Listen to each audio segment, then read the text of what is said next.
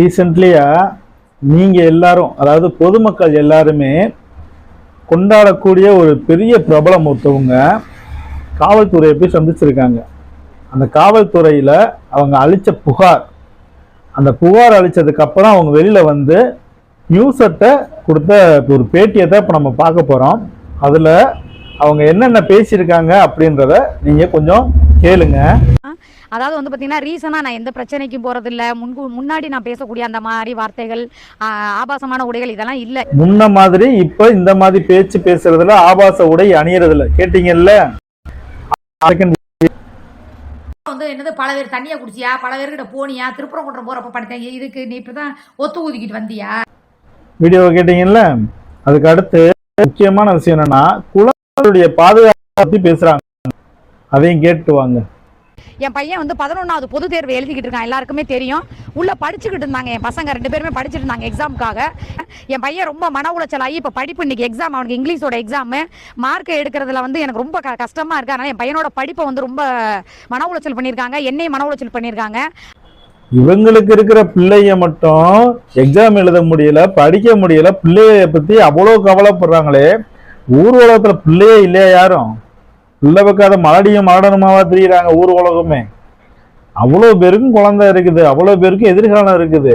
அப்ப இவ்வளவு நாள் நீங்க செஞ்சதெல்லாம் எதுலப்பா போய் முடியும்? இப்ப நீங்க செஞ்சுக்கிட்டு இருக்கிற எதுல போய் முடியும்? ஆனா உண்மையிலேயே இதுக்கெல்லாம் ஒரு தைரியம் வேணும். இவ்வளவும் செஞ்சுவிட்டு போய் போலீஸ் ஸ்டேஷன்ல நின்று ஒரு கேஸ் கொடுக்குறீங்க பார்த்தீங்களா? உண்மையிலேயே பெரிய விஷயம். சரி, கேஸ் கொடுத்துட்டு வந்து பேசாம இருந்தீங்களா?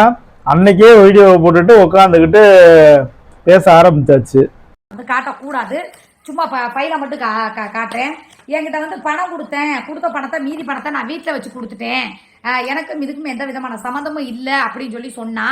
எப்போ கொடுத்தா, எங்கே வச்சு கொடுத்தா, அப்போ என் டவரோட லொக்கேஷன் என்ன, நாங்கள் வந்து இந்த என்னது அந்த பையனை பாண்டிச்சேரி மனு பார்க்க போகிறப்போ வீட்டுக்கு வந்தப்போ பணம் கொடுத்தேன்னு சொல்லுவியா? சரி, சிக்கா பையன் கூட தானே இருந்தார்ல. அதே மாதிரி ஃபோனில் டிரான்ஸ்லேஷன் பண்ணும்போது ஃபோனில் தான் பண்ணணும், சரியா? நீ கரெக்டாக கையில் கொடுத்தப்ப நேரம், நிமிஷம், அந்த லொக்கேஷன். ஆனால் உங்களுக்கு மெசேஜ் போட்டு லைவ்ல வந்து உங்களுக்கு என்கரேஜ் பண்ணுறாங்க பார்த்தீங்களா? அவங்க தான் யாருன்னு தெரியல. அதனால எனக்குன்னு சொல்லிட்டு யூடியூப்ல வந்து பாத்தீங்கன்னா ஒரு 6 லட்சம் சப்ஸ்கிரைபர் இருக்காங்க, சந்தாதாரர்கள் வந்து என்னை பாக்குறாங்க, சகோதரிகள். நான் வாட்டுக்கு என் வேலை உண்டு, நான் உண்டுன்னு சொல்லி இருக்கிறப்ப ரொம்ப பெரிய விஷயமா இருக்குது. ஒருவேளை இதுக்கு எதுவும் 10 பேர் கொண்ட குழு எதுவும் இருக்கான்னு தெரியல. ஒருத்தரை தூக்கி உள்ள போட்ட உடனே ஒவ்வொரு ஆளா உள்ள வருது போலீஸ் ஸ்டேஷனுக்கு. அதுவும் அவங்களா ஆட்டோமேட்டிக்கா போறாங்க. கார்த்தி மாமா என்று சொல்லி தொடர்ச்சியாக யூடியூபில் கார்த்தி என்னை காதலிச்சு விட்டுட்டு போயிட்டான், நான் கடல்ல வந்து சாக போறேன், யாராவது என் கார்த்தி மாமாவை கண்டுபிடிச்சு கொடுங்க அப்படின்னு சொல்லி யூடியூப்ல ரொம்ப பிரபலமானவங்க.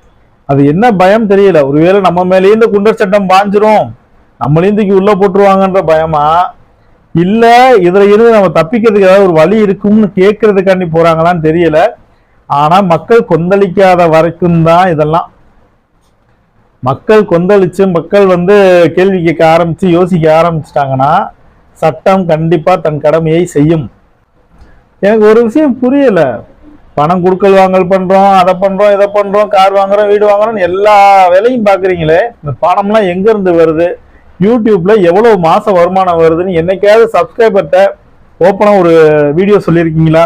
அப்ப சப்ஸ்கிரைபர் கொஞ்சம் தெளிவாகிக்குவாங்கல்ல. சரி, இந்த பணத்துல தான் அவங்க உங்களை ஜாலியா இருக்காங்கன்றத தெரிஞ்சுக்குவாங்கல்ல. ஏன் அந்த மாதிரி ஒரு விளக்கத்தை நீங்க கொடுக்க மாட்டேன்றீங்க? நான் என்னுடைய சப்ஸ்கிரைபருக்கு நான் சொல்றேன், நான் இது வரைக்கும் போட்ட என்னுடைய மொத்த வீடியோவோட மொத்த வருமானம் 1700 ரூபாய். இத்தனை வருஷமா சேனல் வச்சிருந்த எனக்கே வந்திருக்க அமௌண்ட் 1700 ரூபாய். இதே மாதிரி ஒவ்வொரு யூடியூபர்ஸும் அவங்கவுங்க வருமானத்தை, யூடியூப்ல வருமானத்தை கொஞ்சம் ஓப்பனா சொன்னீங்கன்னா கொஞ்சம் நல்லா இருக்கும். மக்களும் தெரிஞ்சுக்குவாங்க, கவர்மெண்ட்டும் தெரிஞ்சுக்கும். தன்னுடைய குழந்தை படிக்க முடியல, தன்னுடைய குழந்தையோட படிப்பு பாதிக்குது, எதிர்காலம் பாதிக்குதுன்னு இவ்வளவு கோவப்பட்டு இவ்வளவு தூரம் அவசியமா பேட்டி கொடுக்குறீங்களே, மற்ற வீடுகளில் பிள்ளைய இருக்குங்களா இல்லையா?